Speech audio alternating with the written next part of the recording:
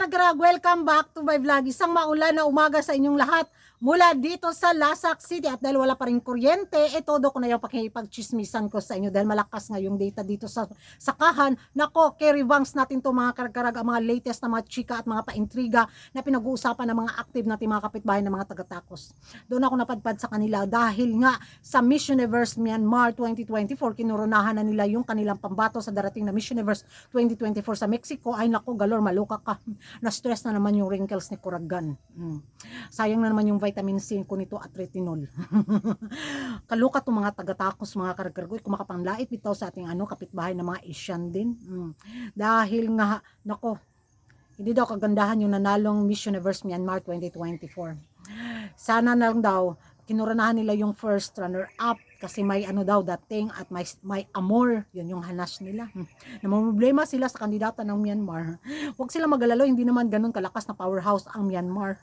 Huwag silang matakot. Kung laitin nila yung kandidata ng Myanmar, para bang ang ganda-ganda din ng mga kandidata nila, no? Para masabi natin, perfect ba yung kandidata ninyo? Wala ba yung mga apan sa kanilang mga dagway kung sa Bisaya pa?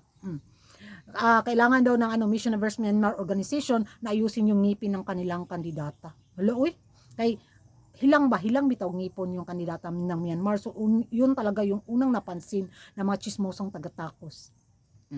Tapos sabi pa nila ay mag-enjoy na lang daw si Miss Universe Myanmar 2024 sa kanyang bakasyon sa Mexico dahil yun na lang daw yung a moment niya doon. Wala na daw pag-asa na makapasok sa highest placement. Hala ka, uy, si Madam Auring sila.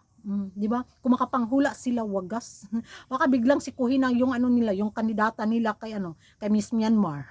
Kung laitin nila, wagas.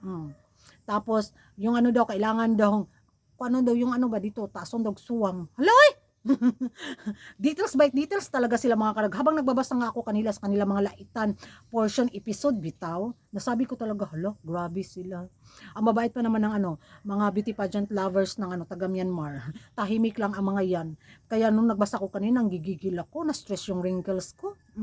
Di ba kung laitin nila yung mga lang tahimik lang ng mga bansa na wala namang masyadong hanas at silas good sila ay kasi yung mga taga-Tacos umasa kasi sa mga formalin sa dagway, yung mga tusok-tusok system ba, yung mga kuan bitaw tayudan pangtuslok silang lawas, para magmukhang Barbie yung katawan at magmukhang Barbie yung face lock na puro lang pala formalin yung tinusok para magmukha talagang tao. Yung hindi sila nakontento sa tangos ng kanilang ilong, sa ganda ng kanilang katawan, sa kuanang ng face lock, hala, tusok, jud. Kaya kung makapanglait sila, kala nila perfect yung kandidata nila. Salamat book naman mga binaklag. Di ba? Hoy, gigil ako kanina habang nagbabasa ako bilang chismosa ha. Tapos ganun sila makapanglait sa kandidata na wala lang namang walang ginawa sa kanila.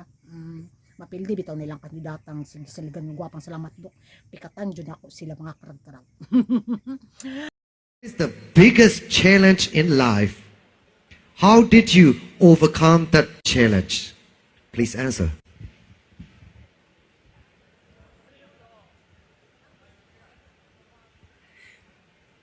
I believe my biggest challenge in life is that I've always been seen as different.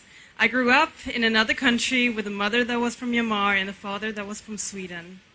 I was always different and I always saw it as an issue that I couldn't fit in. But I learned how to overcome these difficulties and I learned how to get more confidence and love myself, and I realized that what I thought was a weakness was my strength. So be different and embrace it. Thank you very much. Sabi niyo mga karag-karag sa mga hanas at banat ng mga taga-Tacos sa pambato ng Myanmar. Makarma kaya sila? Ako gusto ko makarma sila. Magingay tayo sa comment section at kung hindi ka pa nakapag-subscribe sa YouTube channel ko, don't forget to like and subscribe. Kuragan Karag, ang babae lagi na karag-karag. And see you in my next vlog. Bye-bye!